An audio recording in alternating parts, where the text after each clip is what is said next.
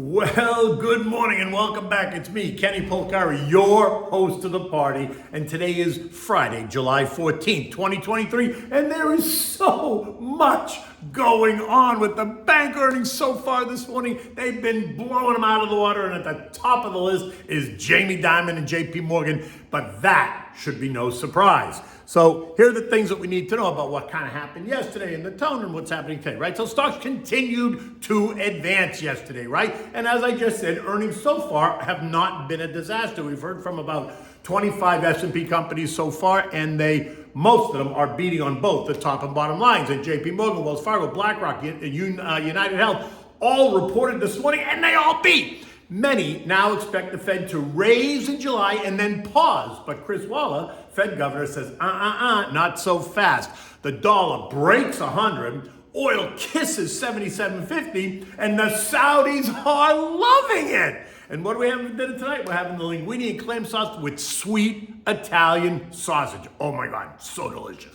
Okay, stocks continued to march higher yesterday as they have all week, and we got another data point, the PPI, that suggests and confirms that inflation is still rising, just at a slower pace, all while core inflation remains above the target rate. And this follows the CPI data that we got on Wednesday that revealed the same thing. And that just confirms that the Fed appears to have avoided the crash landing that so many of us had expected, and instead appears to be coming in for kind of a hard, bouncy landing, what some will describe as that Goldilocks scenario. And that is causing investors and asset managers to pile into the markets, especially the ones that had gotten out. Much of this because so many of them, like I just said, had gotten out earlier this year as they fled to short duration treasuries and bank CDs and even cash when it was assumed that we were about to wipe out.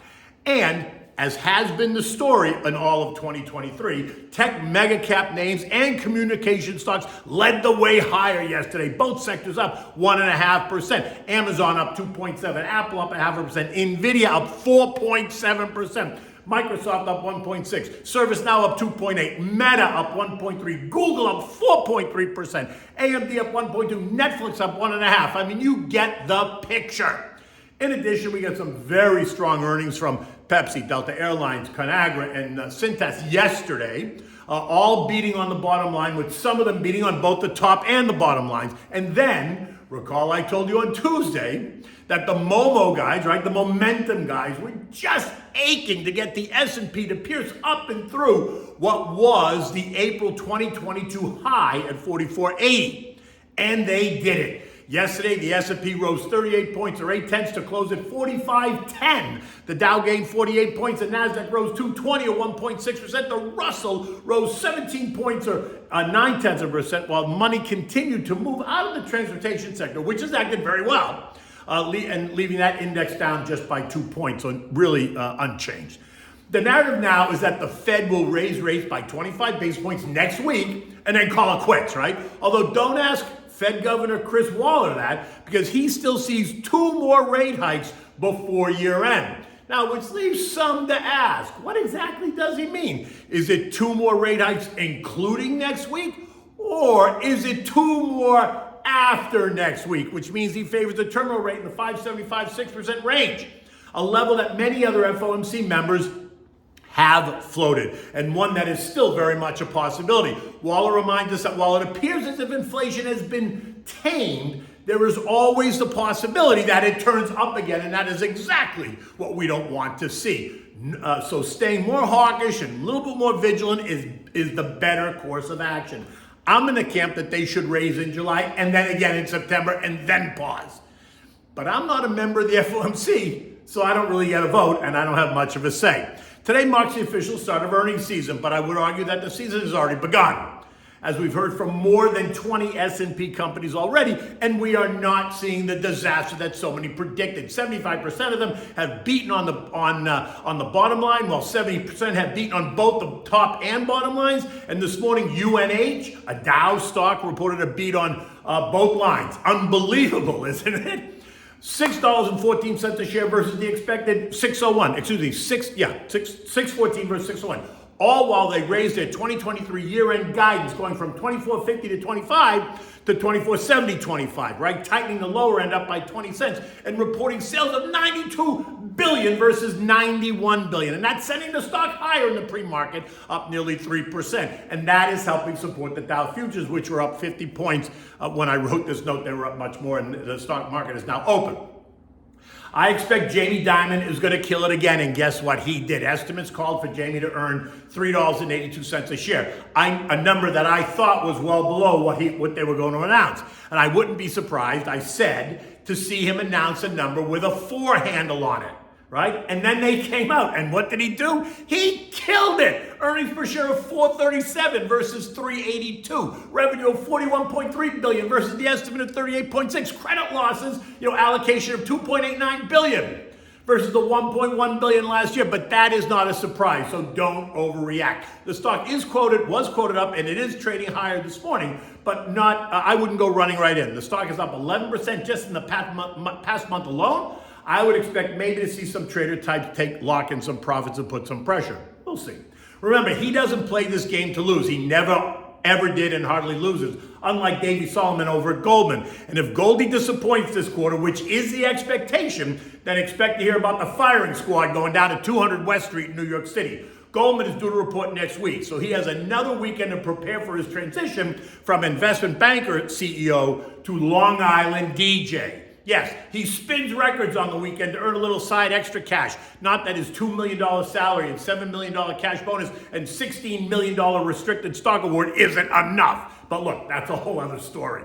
BlackRock, another financial services name, also reported. What do you think they did? They beat handily on the bottom line. The expectation was for 845. They came in at 925.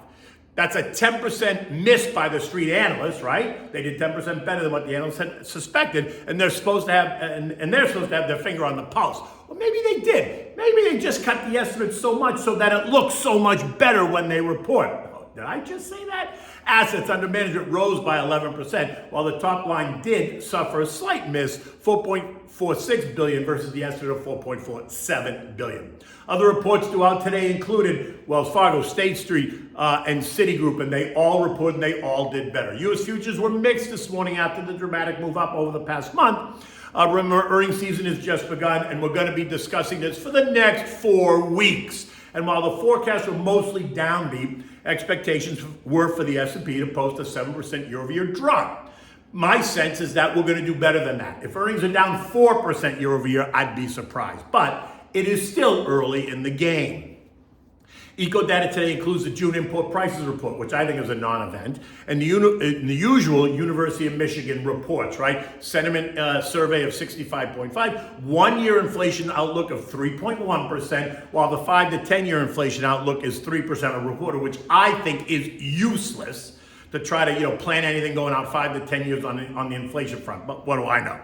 Bond yields slid as investors digest the 2 most recent inflation reports, as the market is now assuming the Fed is going to become more dovish. The 10-year ended the day yesterday yielding 3.76%, down from just over 4% on Monday, while the 2 years yielding 4.6%, down from nearly 5% on Monday.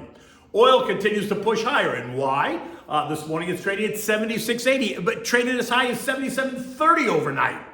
We're now well above all 3 trend lines, and the $80 price target is well within sight. The dollar index continues to get slammed, and that's helping commodities, thus oil. The dollar dropped below the $100 line. This morning it's trading at 99.13, a level not seen since March of 2022. But it is a level that should provide some support. But it's going to depend on what we hear from the Fed, what they do next, and what the message is. Stocks in Europe were mixed this morning as the earnings season kicks off. There was no real dramatic move, but remember, those markets have also had significant moves higher this year. The S&P ended the day at 4510, up 38 points. It's been all about the good macro data reports. It's about the Fed policy. It's about momentum. It's about inflation. And until we get a really negative catalyst that derails this market, then I would expect that any pullback is going to be met with plenty of buyers, right? The push up and through 44.80 did exactly what the Momo guys wanted. It ignited the algos, right? It was like a technical buy signal, and that helped to send stocks higher yesterday and again today. While I love the action, right, because I'm invested, it is a bit of a disconnect from reality, which is why I keep saying have a plan and stick to it. Do not chase the names that are already stretched. Put new money into the sectors that have underperformed and may be boring, but have those strong fundamentals. The healthcare sector is a perfect example. UNH down 16% on the year. They reported great numbers. I think that says great things about that industry and about Cigna going forward, but we'll hear more about that when we hear from the other insurers. Okay, so we have a dinner tonight. This is a twist on linguine clam sauce because this one has sweet Italian sausage as well. Oh my God, so delicious. For this you need, 2 dozen clams, plus you need a container of the minced clams separate. You need olive oil, sweet Italian sausage out of the casing. You need garlic, shallots, onions, white wine, Pinot Grigio, Santa Margherita. You need clam juice, linguine, Parmigiana cheese, and breadcrumbs and butter. You want to start by bringing that pot of salted water to a rolling boil, put it on the back burner so it's ready when you need it. Next, in another pot, you're going to heat up a bit of olive oil and you're going to brown the sausage meat first in that pot. When it's all brown, just take it out, set it aside, but leave all the oil in there. Next, you're going to dice the 2 shallots. You're going to dice the big onion, the white onion. You're going to and at least three cloves of smashed and chopped garlic. Right? If you need a bit more, go for it. You can never have enough garlic. Now, saute this around for 4 to 5 minutes. Carefully, you don't want to burn anything, so just make sure you're sitting there and you're watching, you're stirring it. Now add in the white wine. I just poured in, but I'm thinking maybe it's 2 cups, right? Bring it to a boil. Now add the bottle of clam juice and the 2 dozen clams and the container of minced clams. Turn the heat to low and allow the clams to open and the alcohol to burn off. Remembering you're going to discard any clam that does not open on its own. While this is simmering, in a separate frying pan, add a dollop of butter and then some Italian seasoned breadcrumbs. Turn the heat up to medium and turn the breadcrumbs and allow them to toast, right? Don't put a ton of butter, just enough to coat the bottom, right? You want the breadcrumbs to be a little bit crunchy. You don't want to burn them. Once they're nice and crunchy and brown, just set them aside for use later. Now, you're ready. Add the linguine to the pot of water, cook it till it's al dente, maybe it's 8 minutes. You know the deal. You want to strain it, and what do you want to do? Always reserve a mugful of the pasta water. Return the pasta back to the pot, add a little bit of the water back just to moisten it. Do not drown it, right? Now take the clam sauce, mix that in there as well. Add 2 handfuls of grated Parmigiana cheese, mix it again. Now when you serve this and then put the sausage back in there as well, right? You're putting everything together. And now when you serve this, serve it in warm bowls